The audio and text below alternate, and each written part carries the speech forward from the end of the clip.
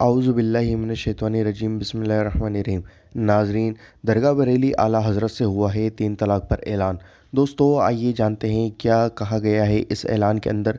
दोस्तों, इस वीडियो को लाइक कर दो और इस वीडियो को दिल खोल कर शेयर करना, क्योंकि यह जो वीडियो है बहुत ही इम्पोर्टेंट है और यह जो मुद्दा है बहुत ही इम्पोर्टेंट है। आइए दोस्तों जानते हैं। एक बार में 3 तलाक़ यानी तलाक़ बिदअत पर पहली बार दरगाह आला हज़रत से प्रतिक्रिया सामने आई है। तब जब गुरुवार को मोदी सरकार ने तीसरी बार लोकसभा से 3 तलाक़ पर लोक का बिल पास कराया है।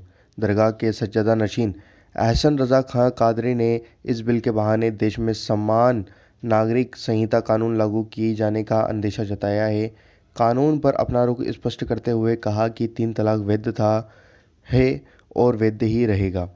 इस्लामिक कानून का आधार कुरान शरीफ है। इसमें तलाक़ का ज़िक्र है, इसलिए मुसलमान क़यामत तक इस पर अमल करेंगे। मुस्लिम पर्सनल लॉ में हस्तक्षेप की कोई गुंजाइश नहीं है।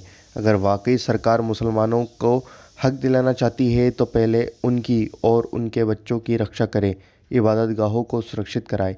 दरगाह आला हज़रत से जुड़े नासिर कुरैशी ने सज्जादा नशीन मुफ्ती एहसन मियां का यह बयान जारी किया है।